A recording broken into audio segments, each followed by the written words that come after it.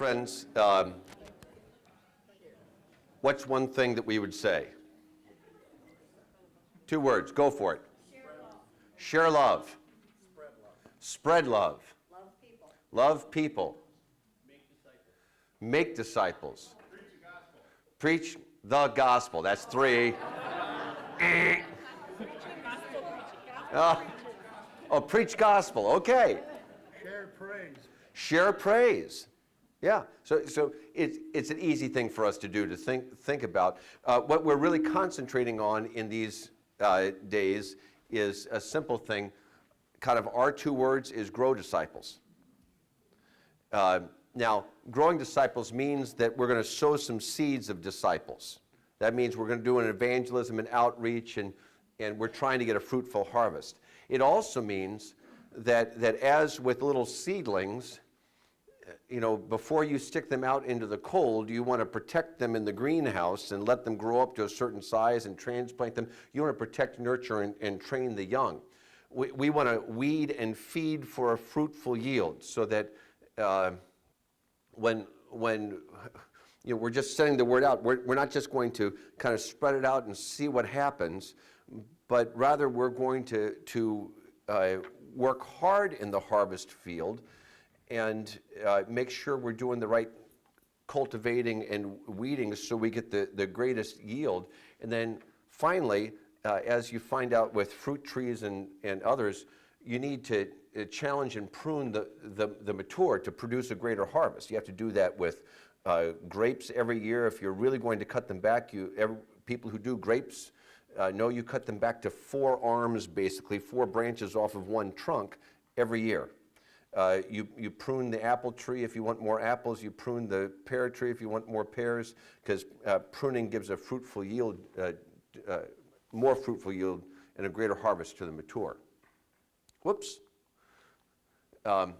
So when we talk about this as a place where we grow disciples, and not suggesting that any of the other ones were wrong, it's just not what we're concentrating on today, we've got a challenge as a place to grow disciples.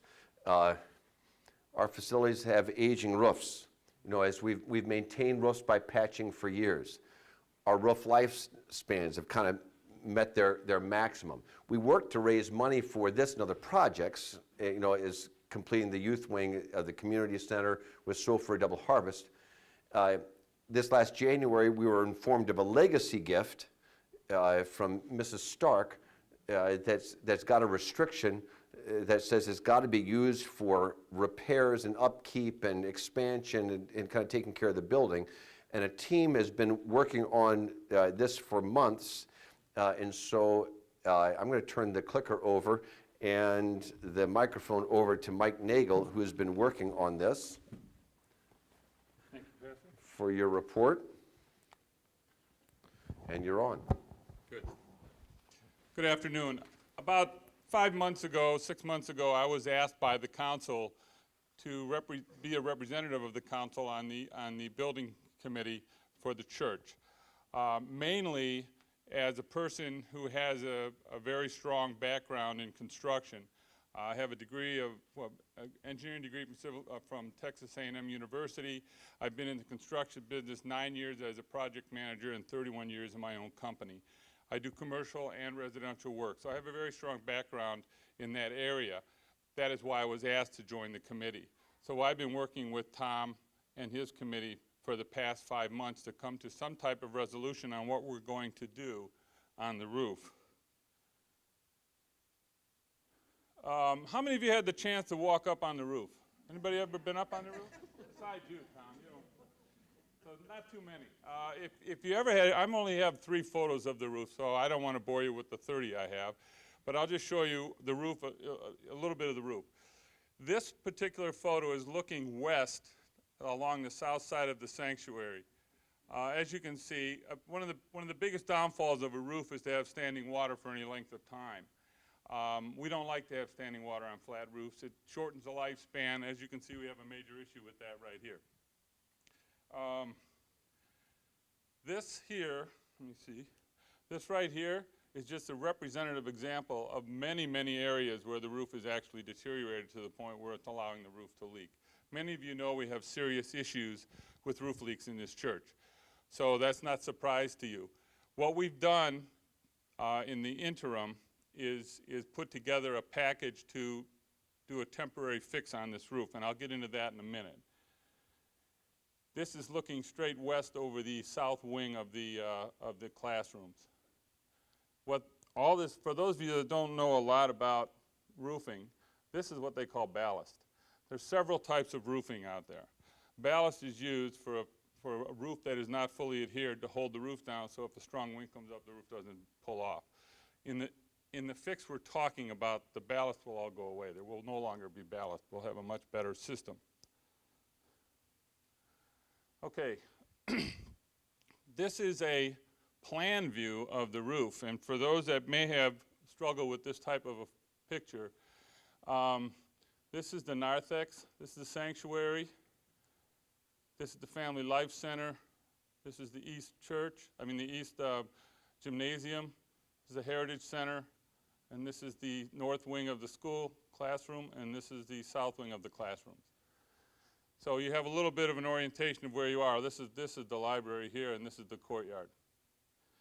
The area in red is an area that we will not be doing any roofing on. The roof is in good condition in that area, and we will not be considering that in this particular operation. This area here was roofed about 10 years ago, Tom? Okay, last year. And we're having a small issue here, and the contractor that did it will be coming back to look at that at no cost to us. The blue area, which is a considerable amount of roof, is the area that will be talked about and priced out as part of this project. Does anybody have any questions on this diagram? Okay, I'm going to move on then. I'm just going to give you a little bit of an update as to where we are. The church council approved funds of $15,000 to repair the roof. The original bid was just under $12,000. The reason they gave us $15,000 is repairing a roof, a flat roof, is not an exact science. Sometimes you find the leaks, sometimes you don't. So they bid based on what they could see and find on their inspection. And their bid came out to just under $12,000.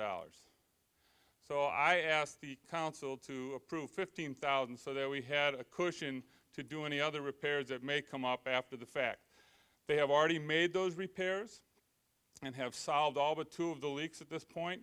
One of the leaks that's still active is one that was on the original list, and one of the leaks that is active is a new leak that showed up. They will be taking care of those as part of the project. The reason we're doing this, and well, let me move to the next item first, preliminary work. The council has approved $22,000 for this preliminary work. What this preliminary work is, Glenn Daly from our church, who's also an architect and an engineer, he's putting together an architectural drawings and a scope of work documents so that we can put this project out to bid in a proper fashion. In a project with the scope of this project, it's very large. We expect that project to come in anywhere between $800,000 and $1.1 million. That's the approximate range of where this roof repair is coming in if we do a total tear-off. And I'm not saying we're doing that yet. We haven't decided how we're going to handle this. But the reason we're putting the $22,000 program out there is to put together a very specific scope of work so that when we hand out this scope of work to contractors, and we're going to get bids from 4 contractors, everybody's dealing with apples to apples. If we just ask a roofer to go up there and look at this roof and give us their example, we're going to have things across the board, and we're not going to have a very exact scope of work. So we're going to build up, and the reason we need architectural drawings is if you were to walk up on that roof, you would see a lot of areas withstanding water. What we have to do in those areas is physically build the roof up to create a pitch to the roof to get that water to go either to a scupper, gutters, or a built-in drain that's already on the roof. So the architect's job will be to design those crickets, as we call them in the industry, to divert that water to those areas. He will also be putting together the scope of work as far as the area and what type of roof is going on where. Once this has just been released to Glenn in the past week, we expect that work to take about 4 weeks. So I'm more than happy to come back in 4 or 5 weeks and give you a report on where we are with the scope of work. And then we're going to put it out to the contractors for bid yet this fall. And part of our package will be to lock them into pricing for next spring. And the goal would be, once we make a decision on how we're going to repair this roof, whether we're doing a full tear off or we're doing a repair on an overlay on the roof, it all depends on what we decide to do based on the situation. Then we'll have all our numbers put together, and they're going to have options in their pricing that gives us options for a full tear off. We're going to specify the type of roofing we want used, and then we're also going to have them put options in there for doing an overlay on the existing roof. This also includes the price of moving the gas lines, resetting any necessary rooftop units for the HVAC. There's a lot more involved than just tearing the roof off. And this no way could be done during the school year. So the plan is to start this project the day after school closes in the spring. Any questions? Paul?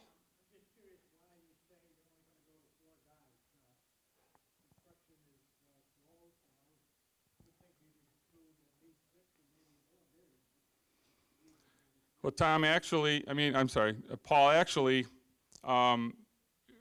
business for roofers right now is not slow at all. We use 3 commercial roofing contractors, and most of our contractors are 2 to 3 months out right now. 4 is more than enough to get a feeling for where the pricing's going. So I don't see a need to go out to more than 4 contractors. Any other questions? I found that specifications are the most important part. And you have different specs for different parts of the roof. And have you followed detailed specs so that you know exactly what you're bidding on?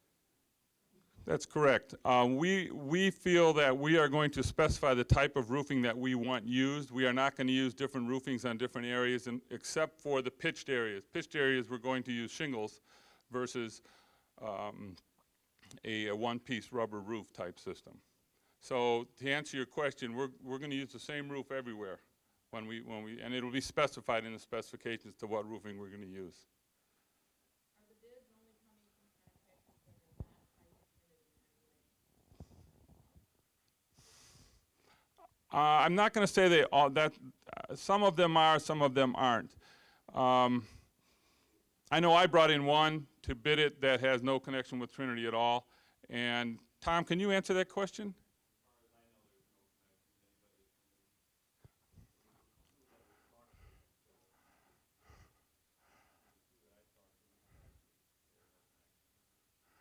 Is your concern that you want them to be connected or you don't? I do not. Okay. Well, and also, I'm kind of speaking a little out of place here, but I'm not a big fan of union contractors, so we're going to try to steer away from union contractors that jacks the cost up on the project. If I've offended anybody with that, I'm sorry, and I'm sure I have. Joe?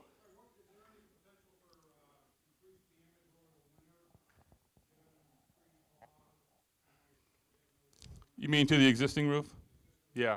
There certainly is that possibility. But like I said, we're talking about a complete tear-off here, so it really doesn't matter as long as we keep those leaks in check until we start it up in the spring. Any other questions? What kind of a warranty or guarantee can you get from a roof like this? Well, that's an interesting question. It's a very specific warranty, and if you use their maintenance, Tom, what was the time on that warranty? I don't remember off the top of my head. But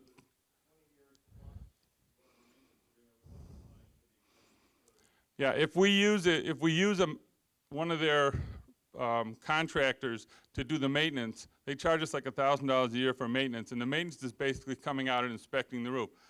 For every year they do that, they'll extend our warranty for a year. So the warranty is at least 30 years as long as we use one of their maintenance contractors. Any other questions? I'm very open. If you guys want to talk to me on the side, if you don't feel like asking a question in an open forum like this, I'm fine with that. I'll even give you my phone number if you want it. I mean, we're all about being out in the open on this, so I'm more than happy to do whatever you guys need done. Any more questions? Thanks, Pastor.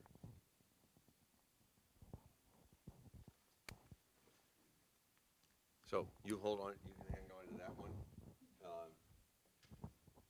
So the question is, as we go through, where do we go from here?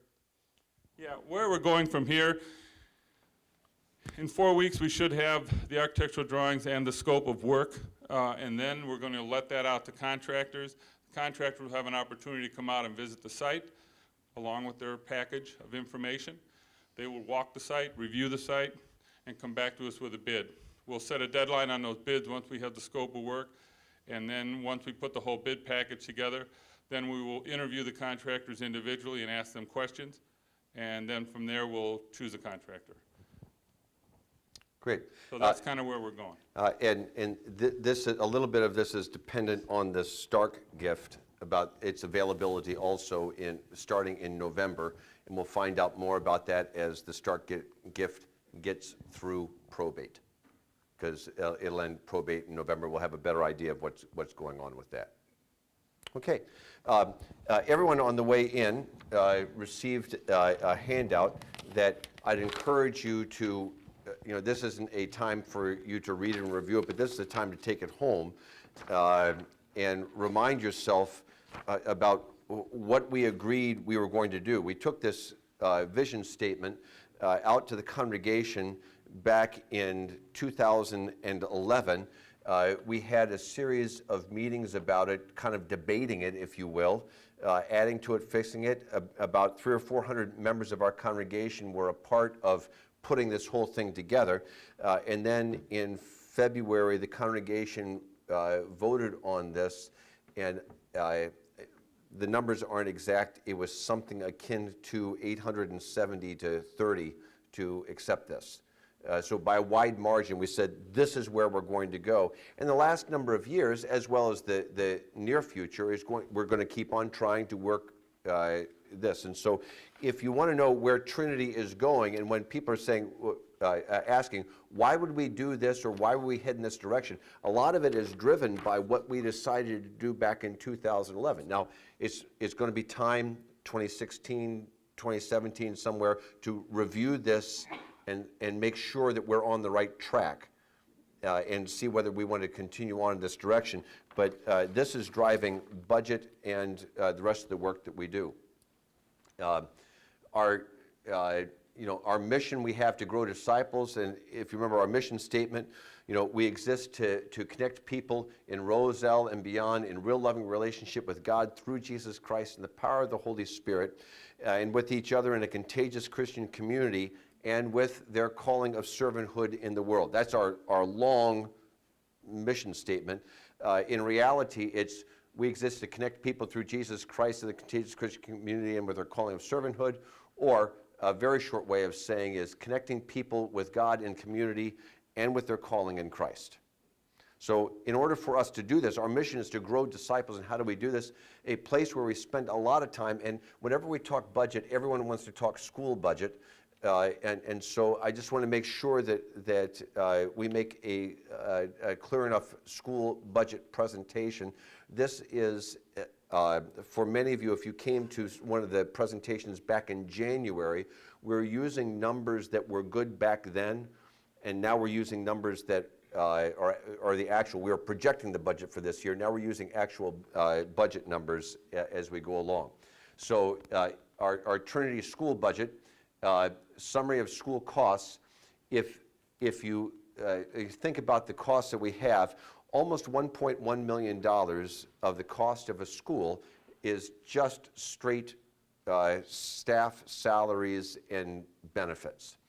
Then you add on to it another $180,000. That's for support staff and benefits. So part of a receptionist, part of building maintenance, part of all the other support people that work to make sure the school goes. There's user fees and athletic expenses, $67,000 this year. We have textbook and technology expenses of $75,000 projected for this year. Grant and aid and bad debt. Because the congregation picks up both of those things, we want to make sure you understand it. And last year, we ended the year with about $50,000 of bad debt, and we were expecting to have $35,000 of bad debt. What does that mean when I say bad debt? That means that we're not sure that we can collect these tuition, the user fees. People came through our school, utilized our ministry, and then in the end left owing money. And we worked consistently with them. You know, we work incredibly hard to make sure that no one has to leave Trinity because of financial need, and we find ways to work out all kinds of things.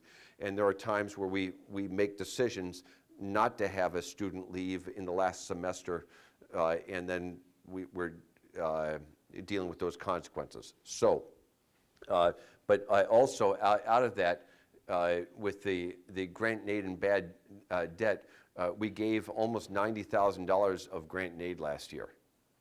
And we're expecting to kind of do the same this year.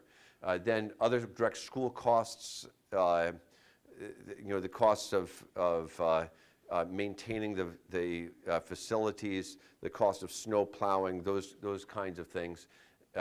Building, principal, mortgage, and interest, and then other general expenses, utilities and maintenance, photocopiers, those kinds of things. In the end, the school this year is projected to cost just under $2 million for us to have this school. Well, if you look at that, the total cost of 1959, we have right now in K through 8, 202 students this year. That's averaging about $9,700 per student of cost, and that includes some of the building costs. Now, it doesn't include every cost, but this is just the way that we try to figure out the cost of education. So, as an example, even though we plow the parking lot more for school than we do for church, you know, on the school days, we just split that in half. And a lot of things we just split in half as we try to determine the costs. Because after a while, it doesn't make any sense to get more exact than this. So then how do we pay for it? Well, we've got basically just under $2 million of annual costs. Parent tuition minus discount, grants, and bad debt ends up being about $900,000 for this year. User fees and athletic fees, $148,000. And those are two things that the parents pay for directly. Then grant and aid, we're going to, in school fundraising, we're going to raise about $159,000 this year, and that would be through the walkathon, the auction, the matching gifts, those kinds of things. And that's not directly from school families. The Trinity Roselle Foundation, other than, you know, every school family got $150 per student from the foundation, but in addition, the grants are about $60,000 from the foundation, and that's for grant and aid and technology this year. Then direct church support from the general fund or the operating fund, $525,000, we set it, and then the rest of it comes, the $167,000 is indirect support. You know, there are some things that we do that don't cost cash but cost time.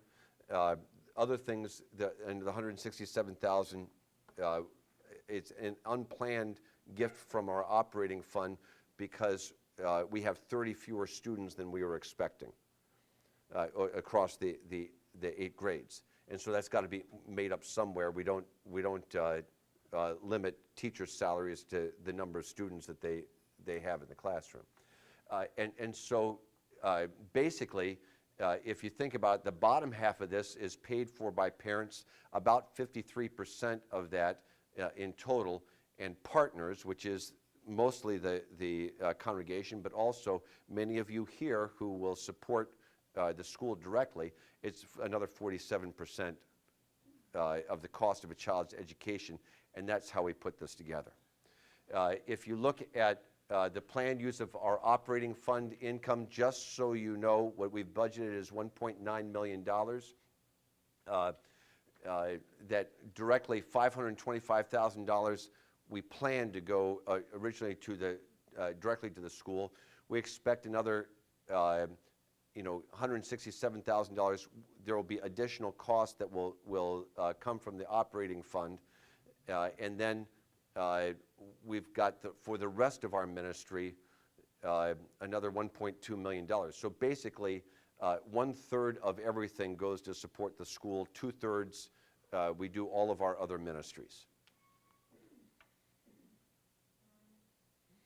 So if you want to get down to the budget summary, we handed out these budget summaries, and basically the way you'll read this, and we did this in color so that if people are asking questions, we'll know what color column you're asking from. But for the most part here, from left to right, the white column is the budget that we have for this fiscal year. The orange column is our actual costs from last year over these same areas. The blue is the comparison of the two of them. The purple is the budget from last year. So the orange is actual, the purple is what we budgeted, and the green is a comparison of budget to budget.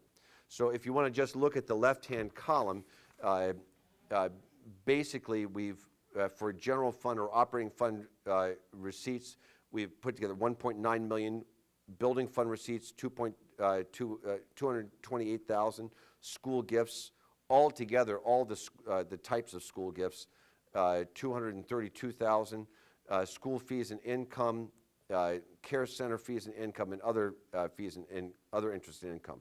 Now, the challenge that you always have is that, well, Pastor, you just said $159,000 was going to be raised for the school, and here it says another number. The real problem is over a $4 or $5 million budget, how do you summarize things? And so the numbers end up in the same place. So our total income we're expecting is just under $4.8 million. Our general administrative finance and operations, 1.972. School is 1.5, and those end up being more of the direct costs. The care center and the church ministries and departments are there on their own also. Now, the care center would be our child, adult daycare, the building itself, and some of our youth ministry that goes on up there. So we're anticipating that we will spend $4.6 million, 4.628, and it should leave us with a surplus of $140,000. Now, originally we came and proposed this to the congregation or to the council with a balanced budget, because in this last year, as you see in the orange column, we had a $160,000 deficit. That's about the same that we had the year before. And they said, Pastor, we got to come up with a different plan. And so you'll note that we have cut expenses, both budgeted and actual expenses, extraordinarily. So we've done that with right-sizing our school. We've done that with some of the changes we've had to make in personnel here, and we're not done making all of those changes yet. So we had about $450,000 of additional salaries we needed to cut, salaries and expenses that we needed to cut. And the management team came up with a plan. We presented it to the council, and the council accepted it, and now we're implementing that. So as you kind of digest all of that, let me quickly go through why we're doing what we're doing. We have a budget to grow disciples. We want to function within our current budget limitations. in as many areas as we can, we're going to have a contribution to overhead. That means our goal is to have preschool make a little money, child daycare make enough money to be able to cover the costs of the community center up there, adult daycare to break even, if not have a slight surplus. So we're working on that as there's a contribution to overhead for as many ministries as possible. We want to progressively work to return restricted internal accounts to full funding, which means that when you have several deficits in a row, as would happen in your household, you'd end up going to perhaps your line of credit or your cash or savings, and that would start being depleted. So right now, we're struggling along trying to conserve as much cash as possible and not just live within our budgets, but refund all of the money that's been used because of our operating deficits. And we want to aggressively pay down our line of credit. To do this, we're building operational systems within our church and school ministry that support our current ministry, that are training and organizing our staff in a different way, because we want to support the lay leadership, and we want to seek to remain a lay-led rather than a staff-led ministry. In the year 2000 or so, 2001, 2002, believe it or not, we had 171 employees in our ministry, full and part-time. We're down to less than 100 now, full and part-time, so things have changed significantly.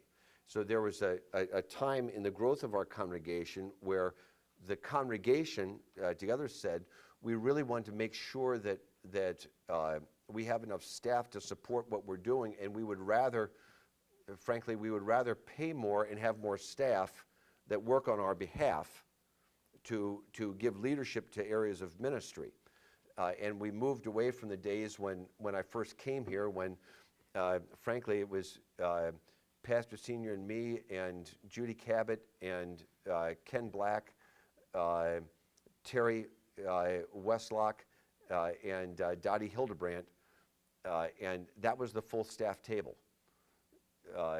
outside of our school. And so we're heading more towards what we would term a lean staff model, and utilizing more and more lay ministries and lay leadership.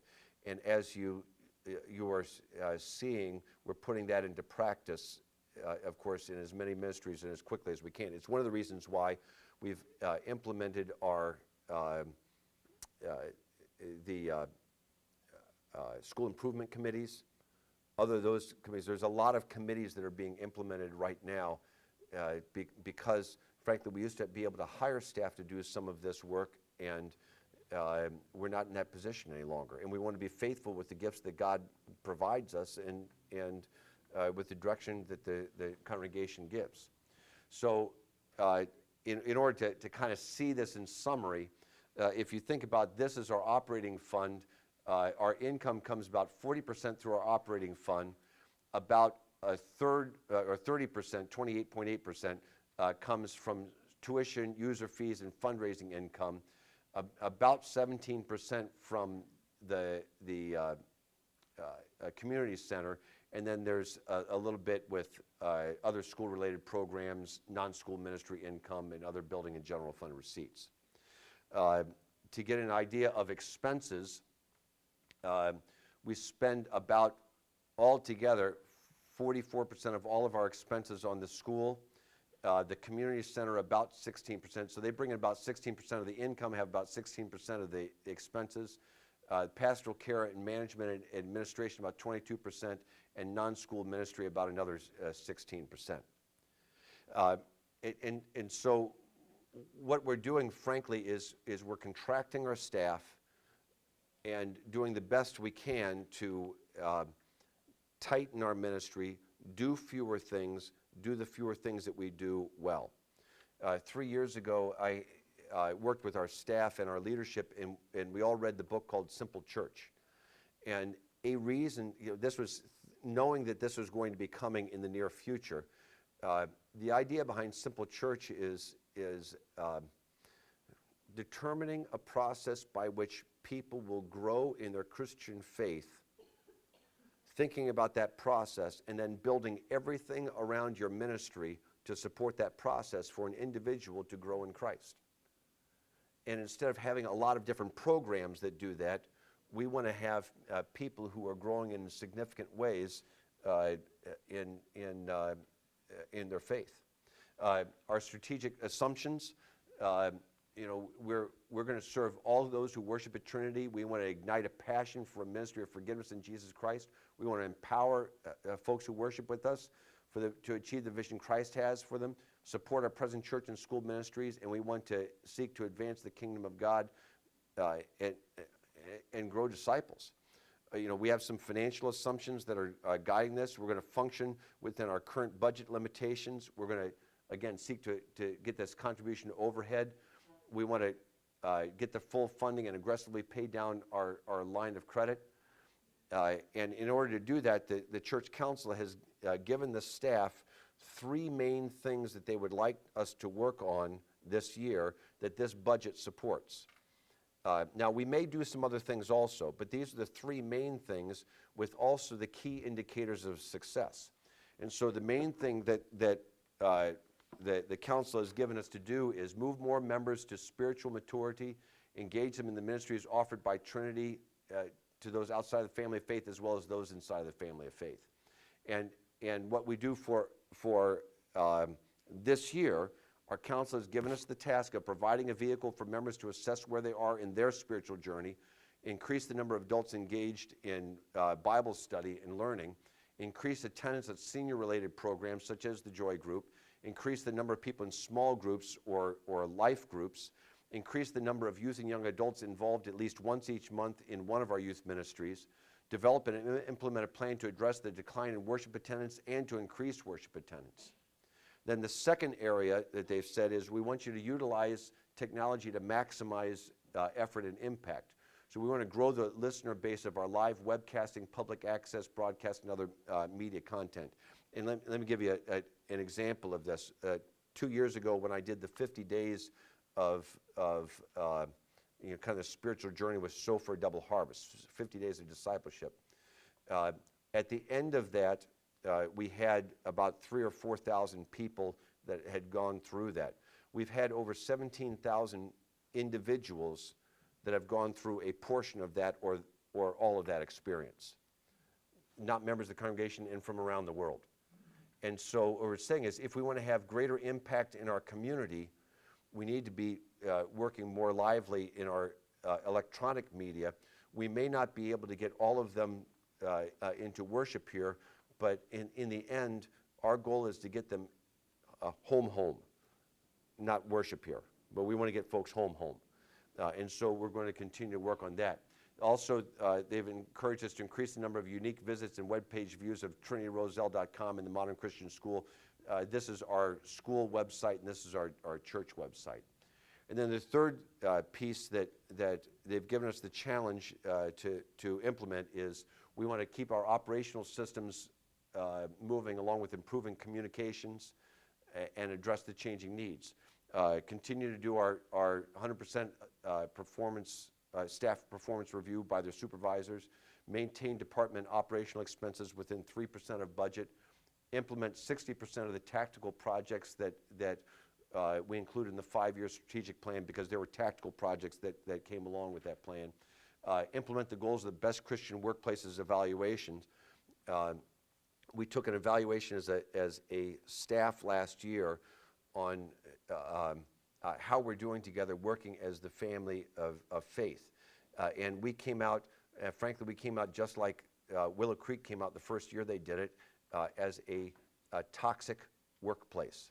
Now, what does that mean? Does that mean that everything's terrible? No, but it means that we have some significant dysfunction that we got to deal with. And it's been a major piece of my work in this year and the work of our management team together as leaders of saying we have to get our act together with what we're doing to improve the overall climate here as a congregation, and work to bring about some healing in some very specific areas. So we're going to do that Best Christian Workplaces evaluation again this year and see how we've come along. It's a great challenge. Most places wouldn't do it. But the same thing is we're going to do our Thriving Schools survey. Most schools don't do a Thriving Schools survey because they say, I don't want to know what's bad. I just want to keep on doing what we're doing. So we are working towards incredible transparency and frankly, where we have failed as a church and school ministry, where we have failed as a staff, and where I have failed as a pastor, we want to change that. We are having a turn in the way that we're acting, the way that we're living, and the things that we're doing. And that can be seen in the way that the management team is working, the way we're working. I'm personally working with the management team. I'm doing way less of the managing here, and we're utilizing department heads in ways that we haven't done it and been able to do it before, and it seems to be, from my view, it seems to be working well. So that's it. And the last word, the last word is we're glad you're here, and we're glad we're doing this together, and together we mean in God's power and strength and spirit. If not with the Lord, we would not be the place we are today. And for all the struggles we have, God has blessed us so greatly. And when folks ask me, what do I think about the future of the church, of this congregation and others, I'd say if we were publicly traded, I'd buy stock. God is moving in extraordinary ways in our family of faith, and continues to grow us.